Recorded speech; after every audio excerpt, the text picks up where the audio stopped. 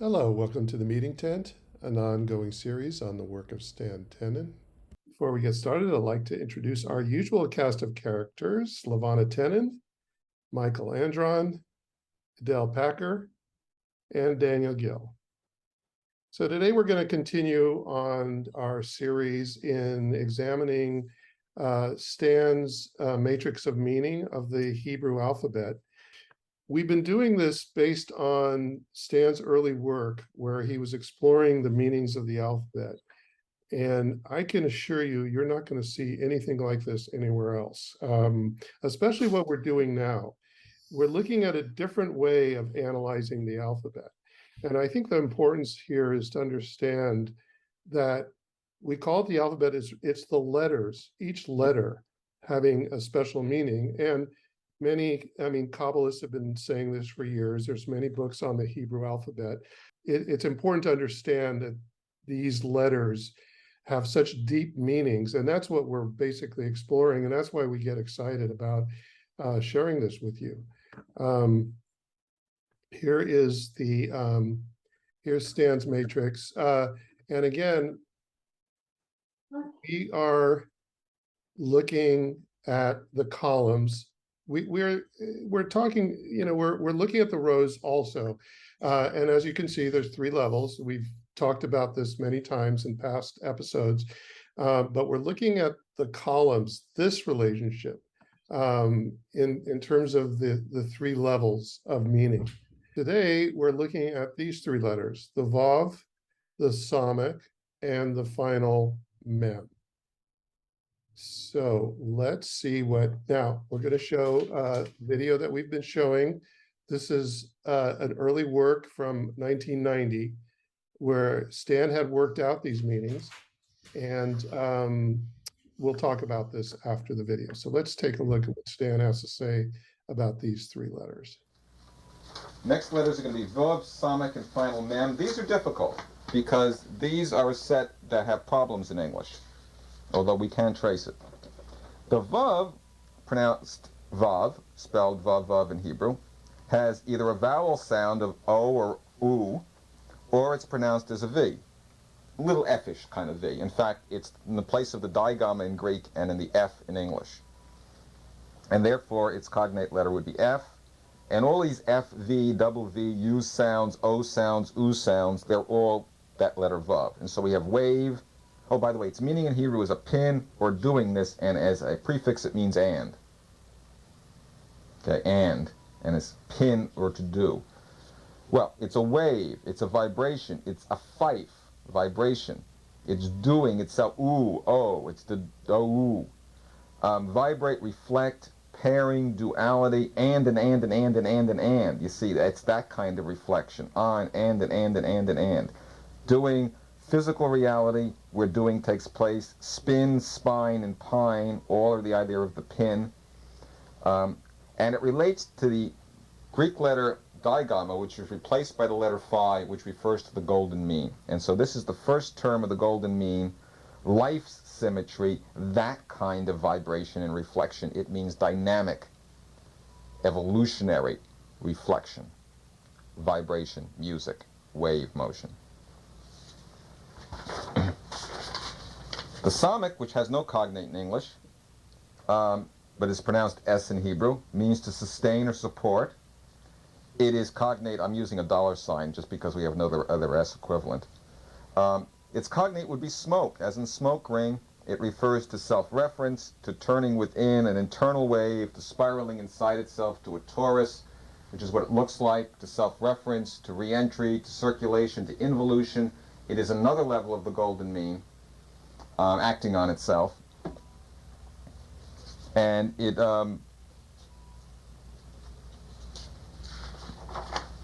refers to the letter chi, is it in Greek? The one that's drawn as 3 horizontal lines. I don't remember how to pronounce it.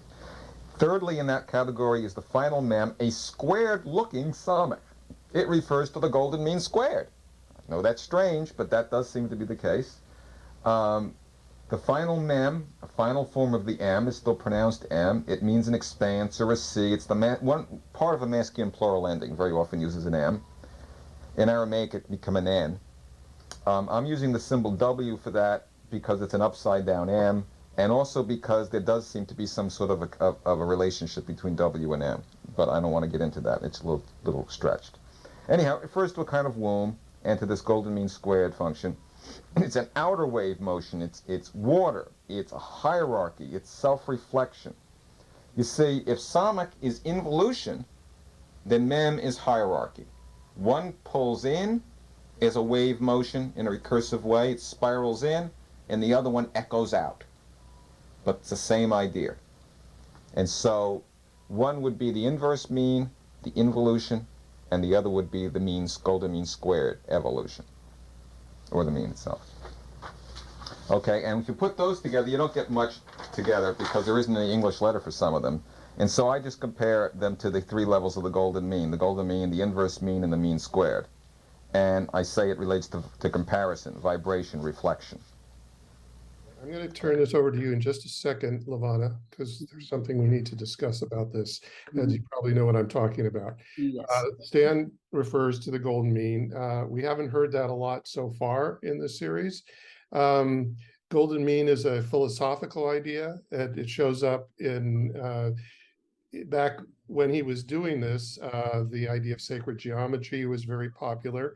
And it shows up in not only Greek philosophy, where it's very strong, but Confucianism, Buddhism was called the middle way. Confucianism was called doctrine of the mean. Another definition is it's the middle between two extremes, one of excess and one of deficiency. And it has to do with Fibonacci series, and there's a whole thing about the golden mean that Stan was talking about back then, but if you go to the index of the book, it's not even brought up. So, Lavana, what was the deal with the golden mean? Okay. I don't know how deeply we need to go into this, but Not too deeply, just in yeah, terms of visual. the basic idea is has to do with, if you take the example of the shape of the hand model and why we've emphasized so much, and let me get a version of it here.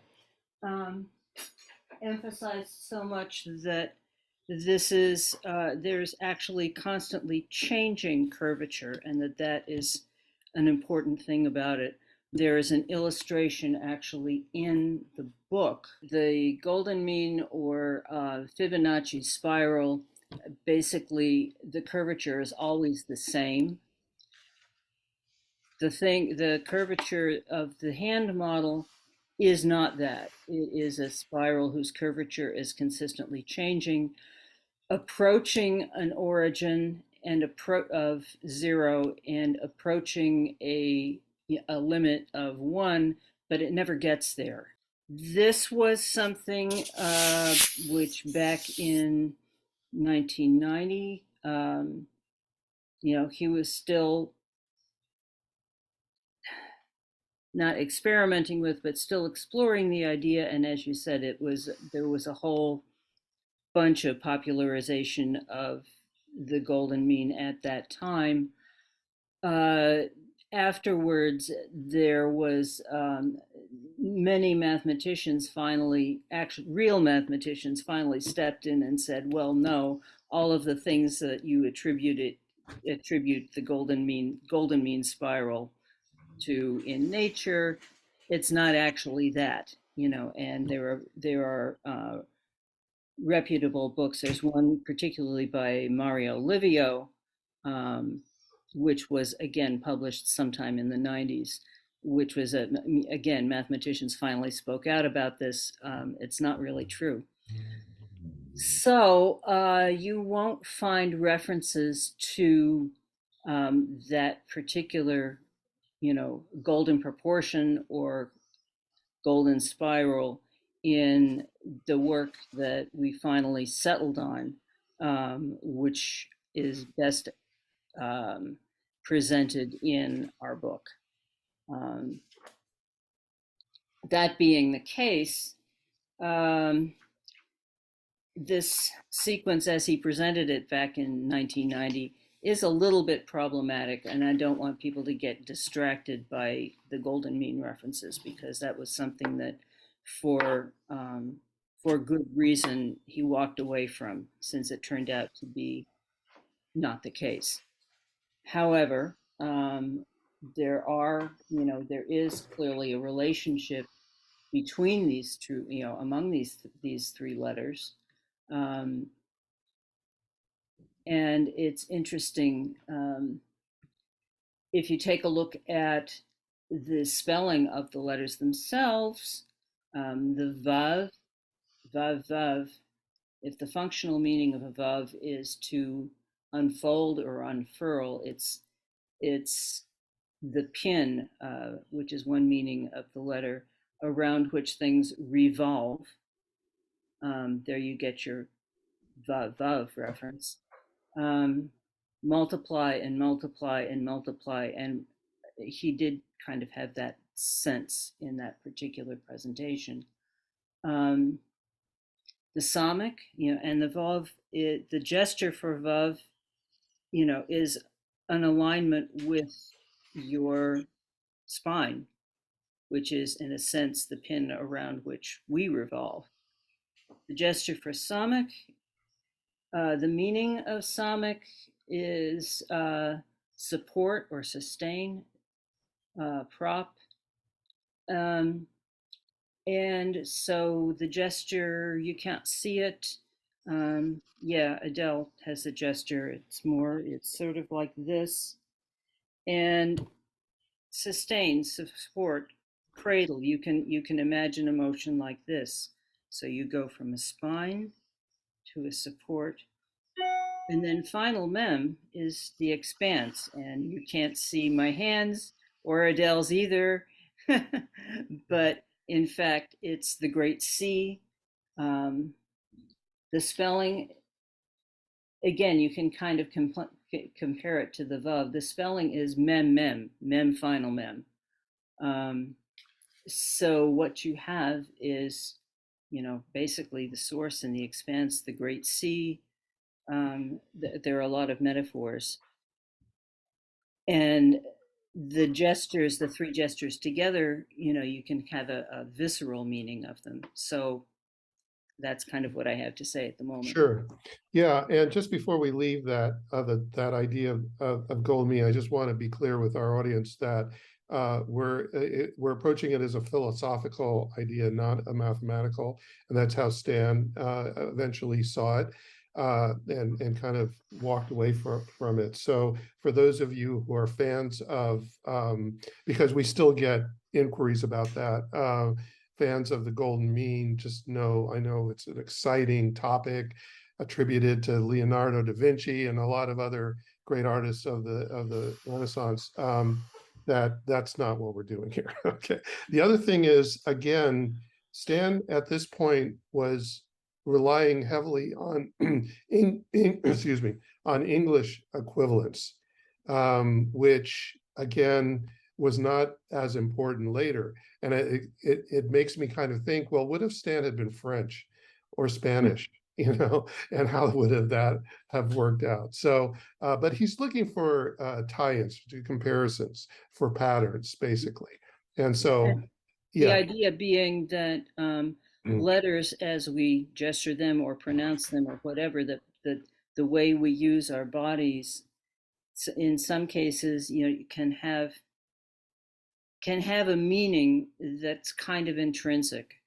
And the idea that the Hebrew alphabet encoded that in its own way, in a systematic way, that this was always an alphabet for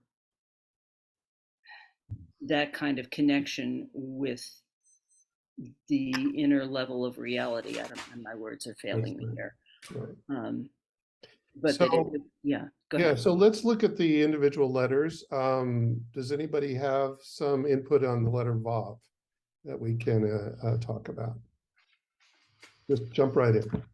Yeah, the letter Vav is another meaning, and one of the only places where it's used in the Torah is as a hook, which goes with pin and things like that. That the curtain of the tabernacle in the desert had vavim.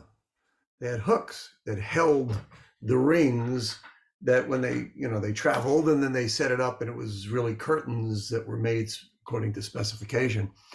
And so it's something that and the vav as and connects with hook. In other words, it's connecting one thing to another. You have a cause and you have an effect, and this is the connector. This is the river that joins the two towns. And it's the thing that held, because you have a wooden beam and you have a hook, and the hook holds up whatever you're holding. So it's joining two things together. And on some level, it's also the 6 days of the week, because the number of Vav, it's the sixth letter of the alphabet and has the value of 6. So it's like there are the 6 days, and they represent one connected series. And then there's Shabbat, the Sabbath. And that is happening on a different plane, which of course is our next letter, Zion, which is 7.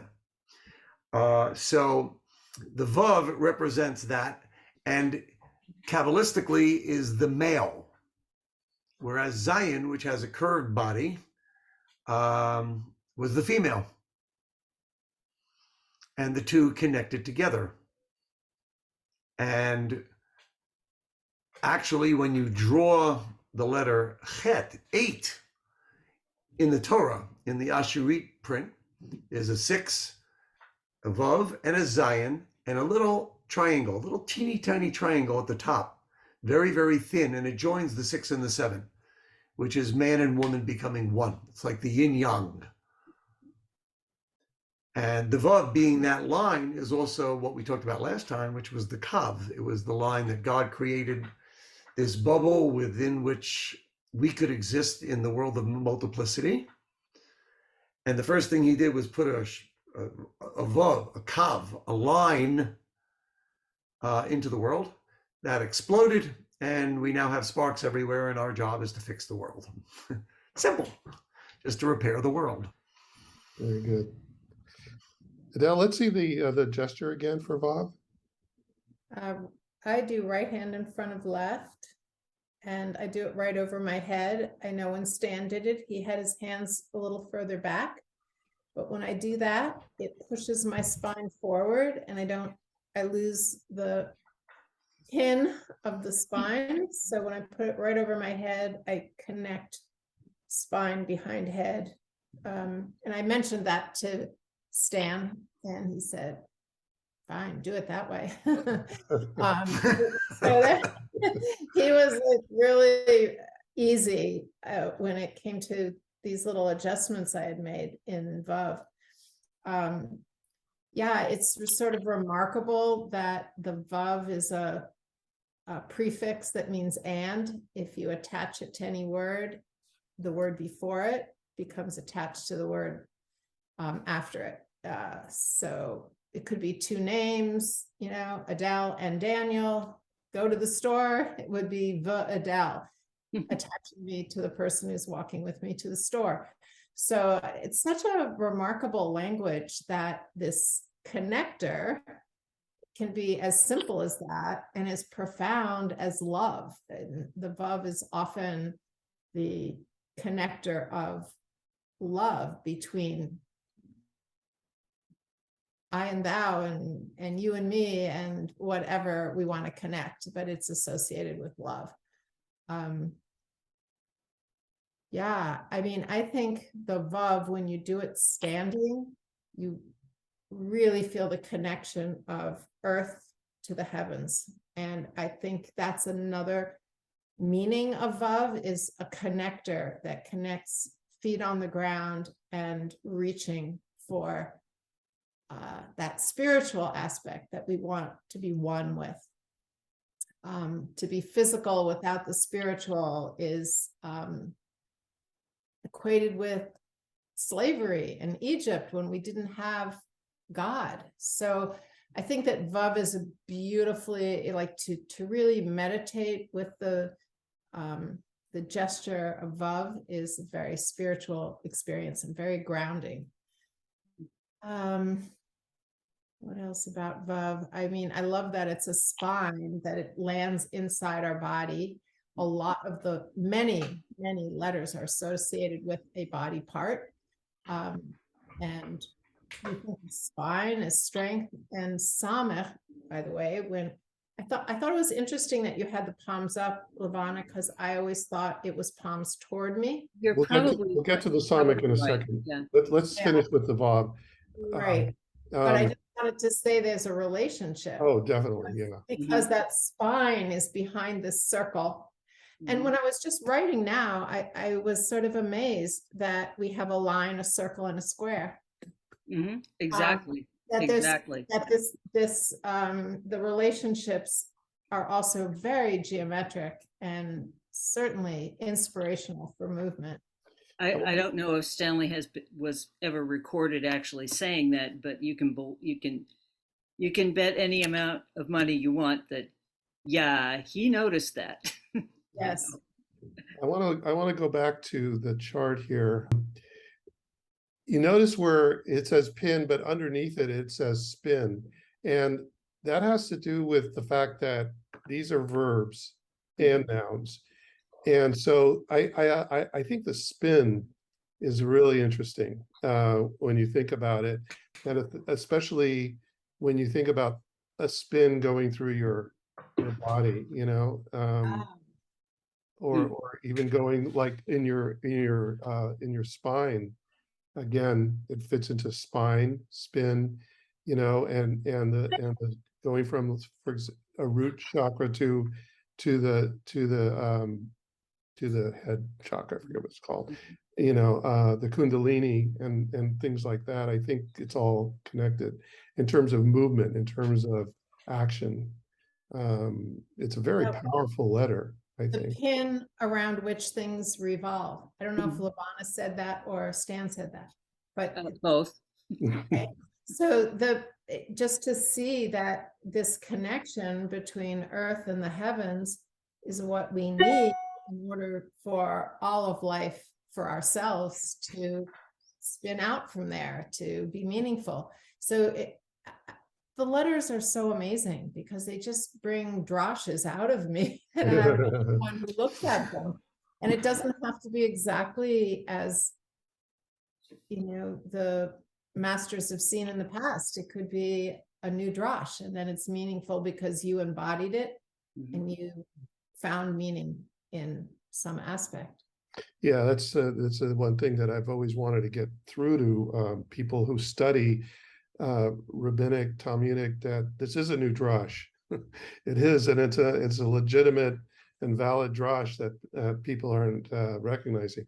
Daniel, any thoughts on the letter Vav? Well, just one thing. I mean, the whole sequence is pretty interesting too. Maybe we'll get to that towards the end of the video. But the Vav, the spine is where all of our sensory perception comes from. And that's the nervous system. So it's like, and it's from above, from the head all the way out to all the limbs and everything. It's like a system of tree roots, really, or like coming out, the head is the root and it's kind of all spreading out from there. So it's like all of our perceptions, the physical perceptions, have to do with the Vav. And I know I think in Ayurvedic medicine, like spine health is considered like one of the most important, if not the most important, aspect of being healthy.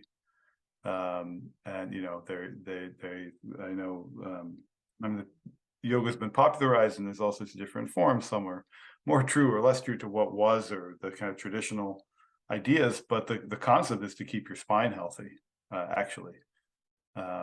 So it's an interface, it's an interface, and somehow as part of the interface, I think our soul has quite directly with this world is this concept of the Vav, the spine. So if the Vav is the archetype, let's talk about the Samek. And let's see the gesture again. very much supporting.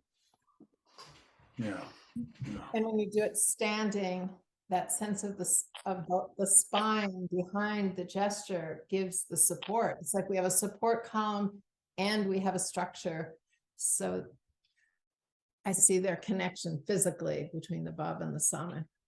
Yeah, they're also like kind of like, you know, in a way, if you go from here and then you just bring the whole thing down here, then you know you just move it in a little bit, so it's a little tighter kind of, or it's more holding, but it's really essentially it seems like it's the same kind of gesture, you know, that just comes in a little bit to kind of support to support the concept of supporting, so it's a little, you can kind of see it more, but you could also, it could kind of, you're kind of holding on to something, you know, like it almost looks like a hug, or like you're cradling something, or you know, Definitely. yeah. The smoke ring, I think again, that's the action, that particular idea of kind of curling itself up into itself, which is, Porous motion of the that's right. whole smoke ring. When you blow a smoke ring, is sort of Mhm. And that, three-dimensional. what It's you not just just a circle. that what you just did reminded me of the early on the geometric metaphors tape where he shows the donut, the torus, and he has a 7-color map, Yes. and the idea that it falls within itself. He kept Yeah. turning it. I put a close up of it. The 7 colors all intertwine, kind of showing how it's all part of one unit. In fact, that diagram he puts on the Samek looks like the torus, and yeah, the donut. That's the way he was thinking at the time. People should remember that this was actually before he really understood that this shape that was there was actually a model hand. So this particular video that we're going to, he's not mentioning gestures because he hadn't yet. And so that's why you get, you know, talking about the torus and so on. And that was a very big transition with our work, which we've covered before. Right. Hmm. Samek, what are words that come to you, Michael, when you think of a Samek? Well, a Hebrew word is lismoch, is to support. That's where that comes from. The What are word the itself words? What are the letters that make up Samek? Samek, Mem, and Final Samek, Chaf. Mem, and Final Chaf. Okay. 2 of which we dealt with in the last 2 weeks, the last 2 sessions. Right. There's something that if you kind of move these around, they all seem to say the same message. Maybe we should do like Dan says, let's finish the mem, and Okay. there's a whole Yeah. thing when you start to join these 3 together, Right. that become a very, very strong set of lessons that come from it. Okay. Well, let's do that. Let's Yeah. talk about the final mem, which we showed the mem a couple of episodes ago, and we kind of talked about this then, where the mem has a little opening on the bottom left, and this one's enclosed, and it's an expanse. It's the great sea, where the mem is the womb. This is opening it up to infinity, the great sea, expanse. Final mem, and as you showed us before, Adele, it's stretching your hands out. Yeah. Yeah. Final mem. And then we also talked about Mayim being, meaning water, using the 2 mems, mem and final mem with the yud in between. and Yud has a lot of significance. Any feelings on the final mem? Well, I mean, I just can't, it's like that scene in James Cameron Titanic where she's standing on the bow of the ship. Yeah.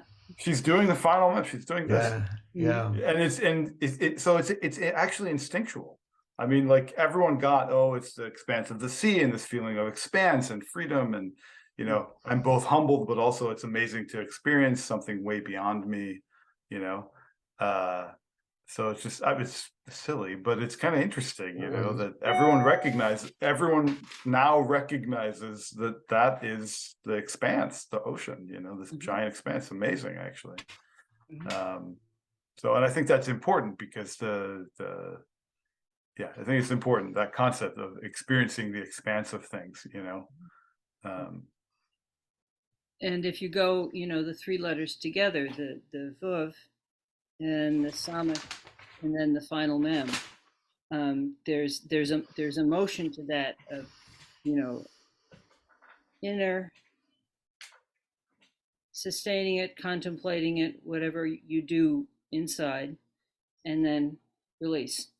Yeah, totally. Yeah, it's almost like, there's some beautiful, so many beautiful drushim here, drushot, where you can you go from, you can only experience the yam, the great expanse, if you've been held beforehand, and if you have a sense of, your inner self, I guess would be the vav, The first word that comes to mind with the final mem is shalom to me. Where we have the shin, the lamed, and the mem. Okay, so, all right. Yeah, go ahead. Remember that the samach has the sound s. Remember that the shin has the sound sh or s also. And we talked about the shin being kind of a funnel that brings the shefatal, that drop of dew, into the world. Okay, so vav is a connector. Lamed is also a connector. Echad lasheni, one to the other. It's a connector letter. It's a more zigzag kind of letter when you look at a lamed, but it's a connector letter. So when you look at the word shalom, if you put a samach on top, a samach first, just switch them around, a samach and then a vav, and then a final mem, you essentially have the fire of the samach connecting to the vav, to the water, to the mem. It's fire and water. It's yin and yang. It's connecting the forces of the heavens. You could switch to, if you switch to the shin, you could also switch the vav to the lamed. And it becomes shalem, wholeness, or shalom, peace. So the two words definitely have a phonetic connection. And these letters do spell out the word shalom that way. Now, that's a little more Jewish esoteric, admittedly, but it does work that way. Yeah. I mean, the first thing, there's a drush in the Talmud that makes a connection between the sin, the shin that sounds like a samech, and the samech. We all know the verse, B'zot Torah asher sam Moshe, and then this Torah which Moshe placed, Lifnei B'nai Yisrael, in front of the Jewish people. We sing it in synagogue. Every synagogue sings it, and no matter the denomination, it's like, so the Talmud said, if you replace the shin with a samech, so it says, it spells out the word drug. Sam, drug.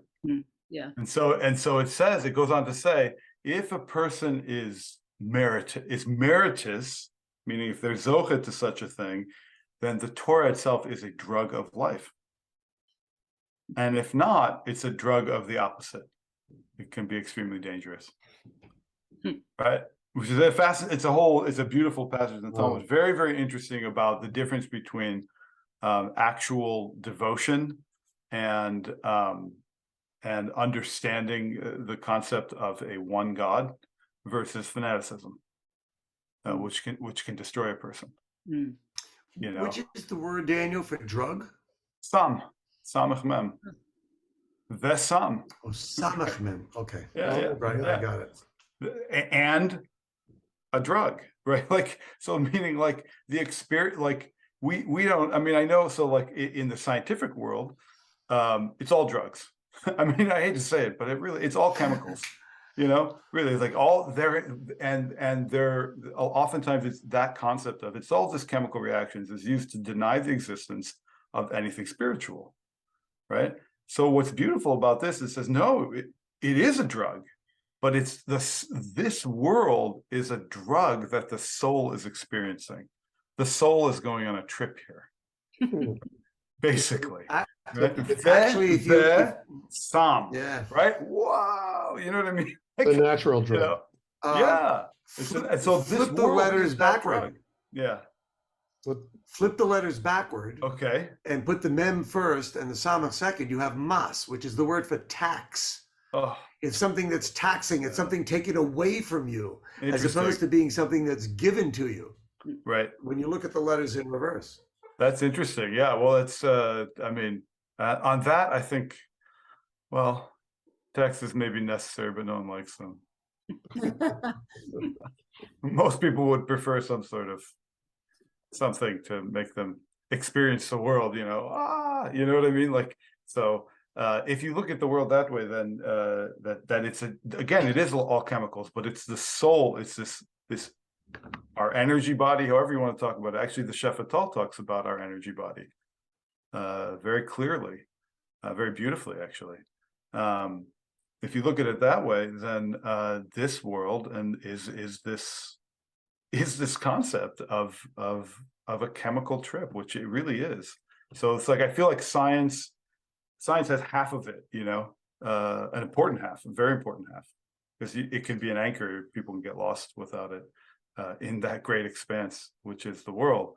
But it shouldn't become, and I know Stan talked about this. A lot of people have talked about this, but I know Stan thought, it can become so science can also become a little bit of like a fanatic religion, like, so as important as that is, so the other concept is going from Vav, again, this inner to this, then it kind of almost like basically kind of the expansion of the inner. It looks like this is much tighter, even though it's smaller here, or it's bigger here, it's much tighter here. And then you bring it in and now it feels bigger. So you go from like, again, it's just kind of the opposite curve, going from a point down to something a little bigger and then out entirely to the great sea. And I think that's the difference between real devotion and real understanding of a one God and then fanaticism, right? Fanaticism, the real proof that you're actually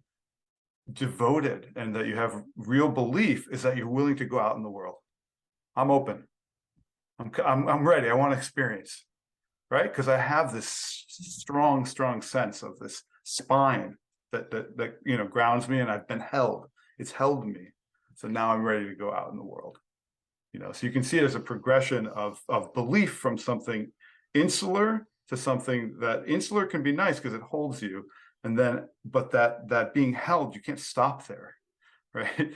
To then going out into the world and to doing essentially moving beyond the drug of this world into the purpose, which is to help people and to help, and in the process learn as much as you can.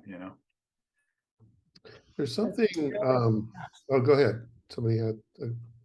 I just had one thought about the mem when it's within a word. The gesture, we've done this mem, and I looked at the chart, and that's considered the inner. So mem, inner, because it's your inner voice maybe coming out, or it's the source. There's sort of a sense of source of water, nourishment, our source. So, and then to take that, to this outer place of Mm. mem. And the final mem, any mem, is spelled mem, but it's those two. It's both. Mem contains with the voice within and how we take it out into the world. Mm. Pretty amazing If that I'm correct, Dan could make sorry. these 9 sequence letters in these horizontal rows, that when you look down vertically, you get so much insight. It's did anyone else do that? No, no, that's Yeah, why actually, no, yeah, they nobody. did. Actually, no, Remarkable. they did actually. Oh, Chef Atal has the exact chart. I meant in this century. Oh, okay. No, but that's one of the astounding things is that He that hadn't seen the that chef chart. he didn't know anything about that, That's and he crazy. came to the same conclusions as the 16th century Kabbalists. Like, you know, but like I said before, it's almost like a furthering of the concept. Like what he's saying here is, it's really true. It's like he's deepening the concept of what the Shefatal developed, and kind of bringing it into the modern world in language that is actually pretty technical, but also fairly straightforward. You know, which is, I don't know. I don't know what it means, but it's amazing. I want to put up this this chart again, and get a little bit more general, because there's a few things we haven't talked about before. For folks that are new number oriented, like numbers, like to play around with numbers, you'll notice the relationship numerically of this chart and these letters. And in this case, we're looking at the base 3 numbers. And again, we didn't talk a lot about that. We did in previous episodes in terms of how the base 3 numbers worked well with 27 letters on a Rubik's Cube. And you'll see here, we're looking at 012, 112, and 212, but also the gematria numbers, 6, 60, and 600. I mean, I think that must have been useful for Stan in terms of putting this together, in terms of organizing these letters, and being a mathematical number person that he is.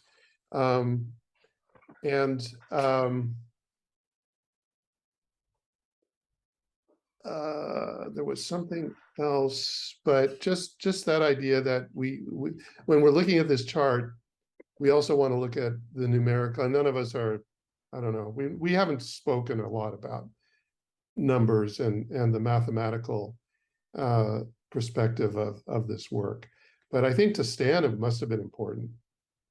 Yeah, you know, in terms of the 3 layers of 9, and the 3-layered aspect of it, you can go back to actually our earlier discussion of Arthur Young, which probably, if you've been watching these in sequence, you've totally forgotten by now. But um, there were, if you have read any of Arthur's work, you'll see that he applied his theory of process, which was 7 stages, not 9. But Stanley added, you know, to make the 9, he made unity and wholeness, you know, on top of this V-shaped diagram. That there were, the way Arthur applied his theory of process, he applied the basic concepts on each step to different areas of study and thought. You know, and so if you're thinking about something which is a connection of, you know, the spiritual with the physical, those 3 layers of archetype, inner and outer, are kind of natural things to think of. You know, if you've got 3 layers, and the 3 layers were obvious looking at it numerically, whether you're looking at it in the traditional gematria formula, you know, way, which, you know, again, is what this, how the Shefatal presents it, or whether you're doing it looking at the base 3 or coordinate equivalent numbers, which was like the first thing he thought of because, you know, the mathematician, geometer, Rubik's Cube.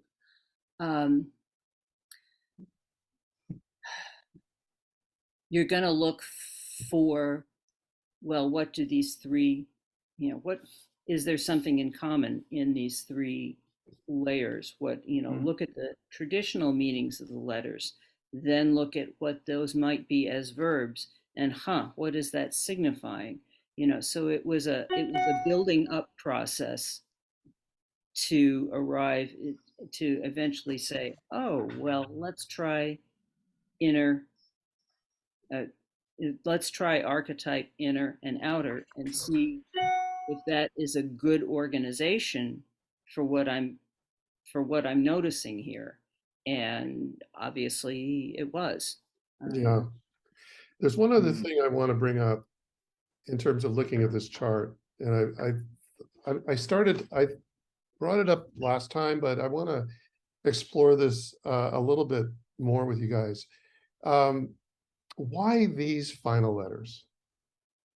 In other words, if you look, first of all, the final letters are on the outer level, are extensions of letters on the inner level, not the archetype level.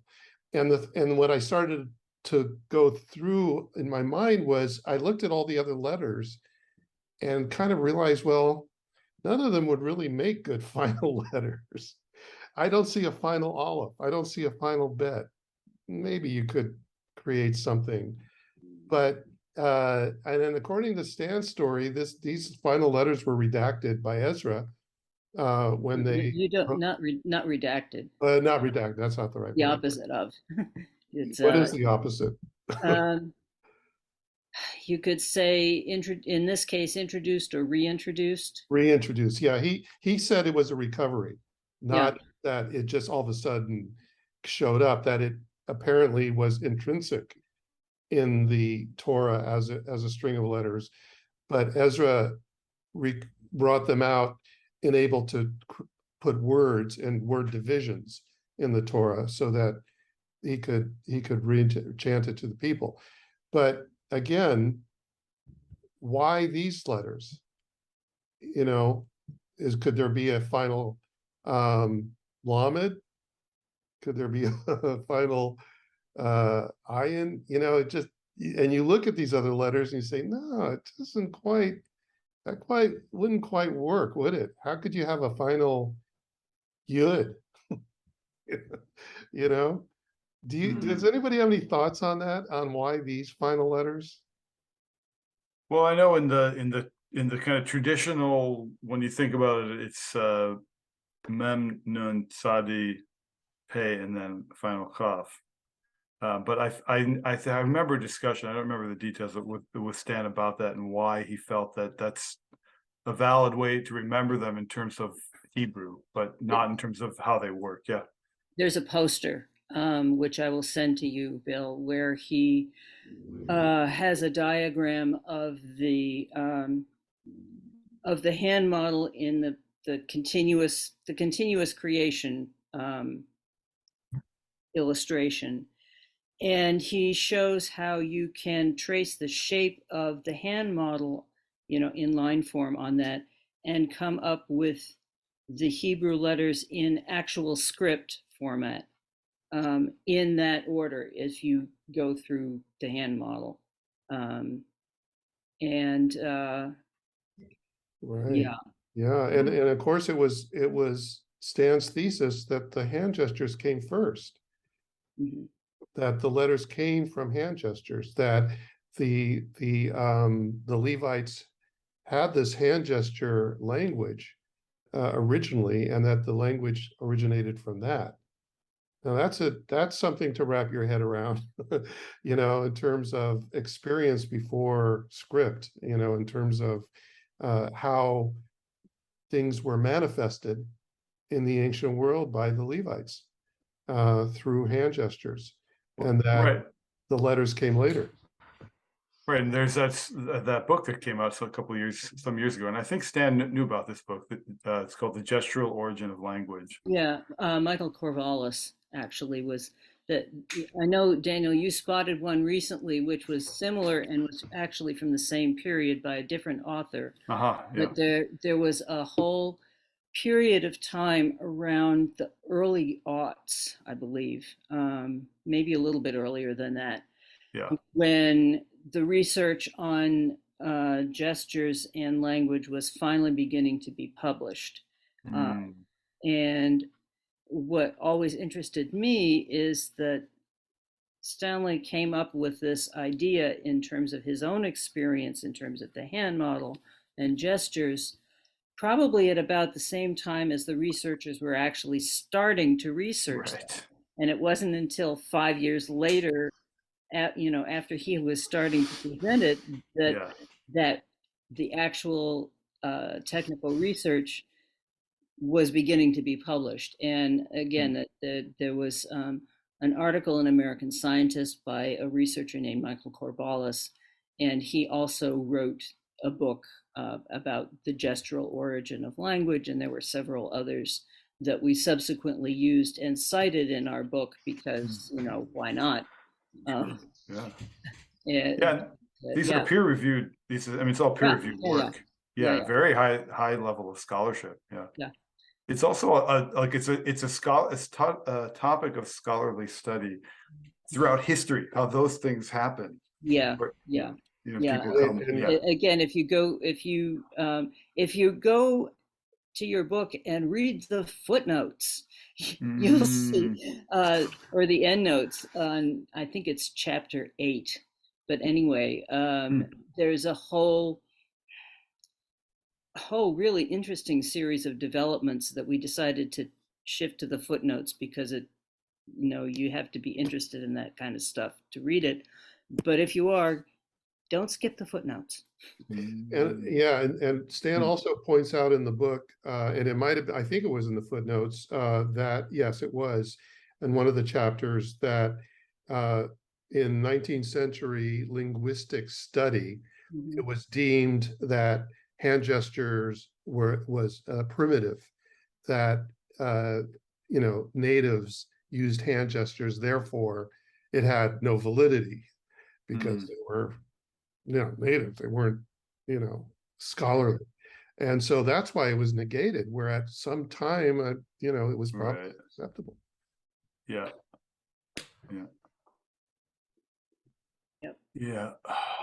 Chapter 7 or chapter 8, scan the footnotes. We'll it's a whole interesting notion, because actually it turns out it's more elegant and more intuitive gestures than actual written language. Stan also had this theory, a higher level actually of communication. There were times, when Stan used historical references, and I had a little bit of a issue with some of those being more historically oriented. One of them was the idea that the end of the Spanish, the Jews were kicked out of Spain, the Jews and Muslims, the due date when they had to be out was the same weekend that Columbus left for America, 1492. And that half of Columbus's crew were Jewish. And then when they got to the New World, knowing hand gestures were a way to communicate with the natives. He was happy to speculate, and then pull himself back. Let's just put it that way. It was an interesting theory. He had a romantic streak that thought up really good little story snippets like that. But in terms of actually presenting research work and findings, he would pull himself back and just sort of and carefully label something as speculative. But it's true, in his live presentations, he sometimes went off on these I had lovely some little trips.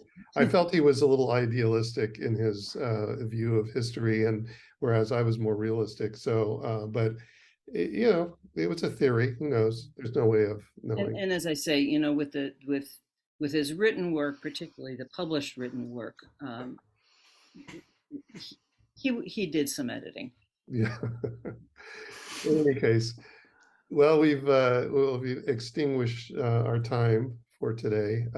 Thank you once again. Interesting again view of these letters. Next time we're going to be talking about three letters: Zion, Ayin, and Final Nun. I invite our audience. I'm going to hold up the chart for the last time to pull out your iPhones or whatever you have. Take a picture of that chart. I wish I had a place to send you a link, but I think it would be easier if you just take a photo of it, take a look at it, you know, study it. Even better, get the book, and get a lot more detail from the book.